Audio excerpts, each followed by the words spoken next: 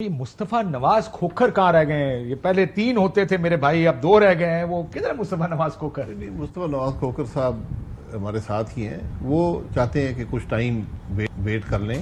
ان کے اپنے حلقے کے کچھ معاملات ہیں، فیملی سے مشورہ کرنا ہے انہوں نے، تو یہ ان کا حق ہے.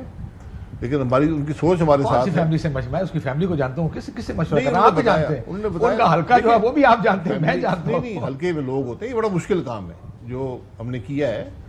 جماعت چھوڑنا، کسی اور جماعت میں کو بنانا، یہ آسان کام نہیں ہے.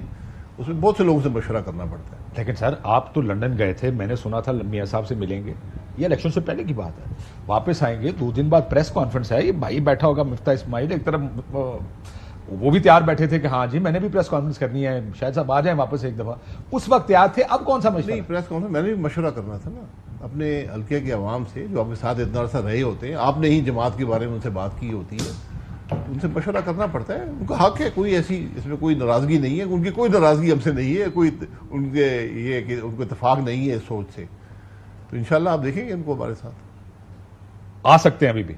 جی ان کو تھوڑا ٹائم چاہیے. انہوں نے کہا مجھے وقت دیں، مجھے یہ سب کام کرنے دیں. اب میں ذرا ایک امتحان لے لوں اگر اجازت دیں تو. میں ایک پہلے ساؤنڈ آپ امتحان میں اکنامک امتحان ہوا تو آپ ہار جائیں گے. نہیں، میں تو بالکل میں اس وجہ سے لے رہا ہوں کہ میں آئی نو دس مین. میں ان کے سامنے ایک دفعہ بیٹھا تھا، میں نے کہا اتنا ٹیکس دیا، ایگزیکٹ فگر نکال کے رکھ دیا، اتنی تنخواہ تمہاری. دماغ تو بھائی آمنے سامنے بیٹھے بات کر رہے تھے ہم. تو ذرا میں پہلے آپ کو اس کا بیک گراؤنڈ بتا دوں کہ ہمارے وزیر خزانہ جنہوں نے کوئی 50 60 70 100 دورے کیے بیرون ملک، اور کہتے ہیں کہ میں نے سارے دورے اپنے خرچے سے کیے. آپ کے وزیر اعظم شہباز شریف صاحب کہتے ہیں وزیر اعلیٰ 10 سال اور اب بھی میں اپنے خرچے پہ جاتا ہوں. میں اپنے پہلے کیا کہتے ہیں سنیں. عرب کا جو وزٹ ہے وزیر اعظم شہباز شریف صاحب کا، وہ تمام ذاتی خرچ کے اوپر ہے. وزیر اعظم کے ساتھ لوگ جا رہے ہیں، وہ تمام لوگ اپنے ذاتی خرچ پر جا رہے ہیں. اس طرح وہ 10 سال بطور چیف منسٹر تمام انٹرنیشنل دورے جو تھے وہ اپنے ذاتی خرچ پر کرتے رہے. وزیر اعظم صاحب نے نہ کبھی تنخواہ لی، نہ ٹی اے ڈی اے لیا. پنجاب میں بھی 12.5 سال وزیر اعلیٰ رہے تو کروڑوں روپے کی مراد انہوں نے گیو اپ کی. میں پاکستان کا واحد وزیر خارجہ جو اپنا ٹکٹس خریدتا ہے، اپنا ہوٹل کا بل بھرتا ہے اور پاکستان کے عوام پہ بوجھ نہیں ڈالتا. یہ 2019 کی ڈائریکٹری میں ساروں نے ٹیکس ریٹرنز اپنے ٹیکسز جمع کرائے تھے سر. بلاول بھٹو صاحب کا ٹیکس تھا 5,35,243 روپے. مجھے بتائیے کتنی آمدن ہوگی ان کی سالانہ؟ تقریباً 35 لاکھ روپے. کوئی 40 دورے بین الاقوامی کر سکتا ہے اپنے بزنس کلاس میں 5 سٹار ہوٹلز کے اپنی جیب سے اس تنخواہ میں؟ اگر ان کو والد محترم والد صاحب نے ٹیکس دیا سر 22 لاکھ روپے، 23,64,000 روپے. وہ کروڑ روپیہ. کروڑ روپے ان کی آمدن، 35 ان کی آمدن، 1,35,00,000 روپے میں. کیونکہ شاہد صاحب نے کل پریس کانفرنس میں کہا نا کہ خود دیتے نہیں ٹیکس، جو لگانے والے وہ ٹیکس نہیں دیتے. یہ ٹیکس پیئرز ہیں جو اربوں روپے کے گھروں میں رہتے ہیں اور اربوں کے یہ خرچے کرتے ہیں. 250 روپے ہیلی کاپٹر اگر اس پہ چلے جائیں تو پھر 55 روپے کا ہیلی کاپٹر، 55 روپے کا، 55 روپے والا وہ ڈومیسٹک فلائٹ ہے سر، وہ ڈومیسٹک فلائٹ ہے، انٹرنیشنل فلائٹ کی بات نہیں. شہباز شریف صاحب 82 لاکھ روپیہ ٹیکس دیتے، 82,42,000 روپے. اور آپ نے 45% ٹیکس لگا دیا تنخواہ دار طبقے پر. مرتا صاحب یہ آپ لوگوں نے تو 15% ٹیکس کیا تھا جب آپ وزیر خزانہ تھے، آپ وزیر اعظم تھے. تو ایسی کون سی راکٹ سائنس آپ کے پاس تھی کہ جب آپ نے کہا تنخواہ دار کا ٹیکس کم کرو؟ ان کے پاس کیا مجبوری ہے؟ سر ایک تو گزارش ہے کہ 45% ٹیکس کے اوپر بھی 10% سرچارج لگائے تو 49.5% ٹیکس ہے. اچھا، یہ تو مجھے پتہ ہی نہیں تھا. جی، اس سے بھی اوپر ہے. جی، اگر آپ کی ایک لمٹ کے اوپر انکم ہے تو آپ کے اوپر 49.5 لمٹ سے اوپر. لیکن وہ ان پہ اپلائی نہیں ہوگی. وہ آپ تنخواہ دار طبقے پہ آئیں گے تو آپ پہ اپلائی نہیں ہوگی، آپ پہ 38.5 ہے. ٹھیک ہے، تو ایک تو یہ بات ہو گئی.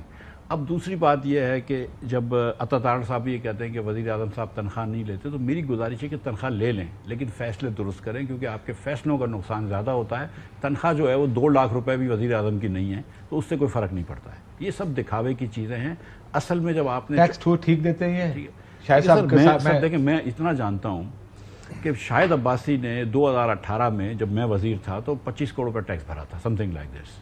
سیلز ٹیکس یا income tax, personal income tax. ٹھیک ہے، تو سوال آپ یہ کہہ رہے کہ اگر کوئی کمپنی کا ڈائریکٹر ہے کہ آپ کی شوگر مل ہے، جو بھی آپ کو ذاتی انکم آئے گی اس پہ انکم ٹیکس تو بھرنا پڑے گا نا.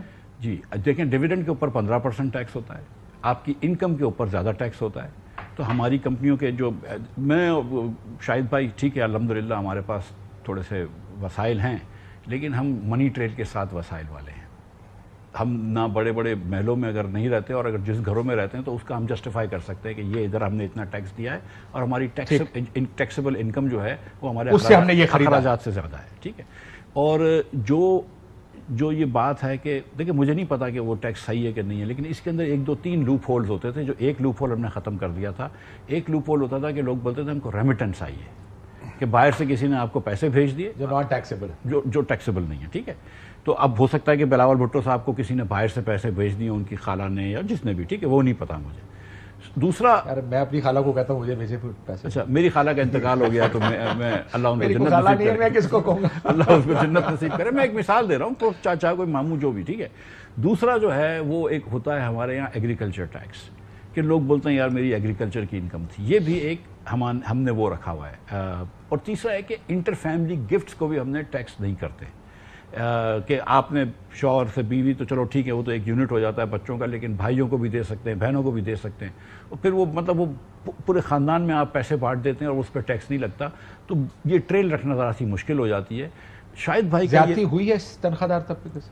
بالکل زیادتی ہوئی ہے. آپ دیکھیں کتنی زیادتی آپ کے خیال میں کتنی بڑی زیادتی؟ سر میں کیونکہ آپ کی پریس کانفرنس بار بار یہ کہا جاتا ہے یہ آلریڈی ٹیکس دینے والا طبقہ ہے. سر میری گزارش یہ ہے کہ ایک طرف وزیر اعظم نے کہا کہ ملک خطرے میں ہے، معیشت خطرے میں ہے، ہم کو کمر کسنی ہوگی. یہ بات ہم سمجھتے ہیں. اگر خدا نہ خواستہ ملک خطرے میں تو آپ لیجئے 40% تنخواہ دار طبقے سے ٹیکس. ٹھیک ہے، 1 سیکنڈ کے لیے سن لیں.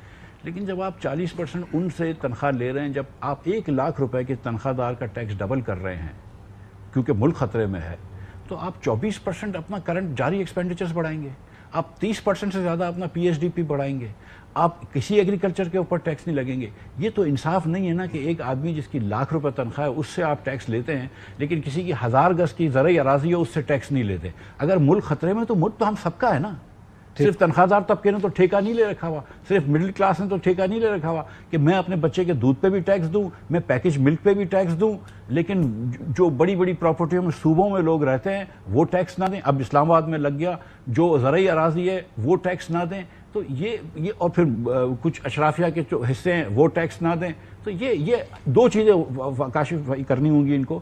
ایک ہاریزونٹل ایکویٹی کہ جو برابر پیسے کی آمدن ہے جن کی وہ برابر ٹیکس دیں چاہے ان کا کوئی بھی پیشہ ہو. یعنی میں تنخواہ لیتا ہوں، میری اگر ایک سرٹن انکم ہے، آپ بزنس کرتے ہیں، آپ کی اتنی ہے، ٹیکس ہمیں برابر دینا اب چاہیے. میرا ایگریکلچر بھی ہو، کسی کا زراعت ہے، جو بھی آپ کام کرتے ہیں، اور آپ ARY میں کام کرتے ہیں، میں کسی محکمے میں حکومت پاکستان میں کام کرتے ہیں، ٹیکس برابر ہونا چاہیے.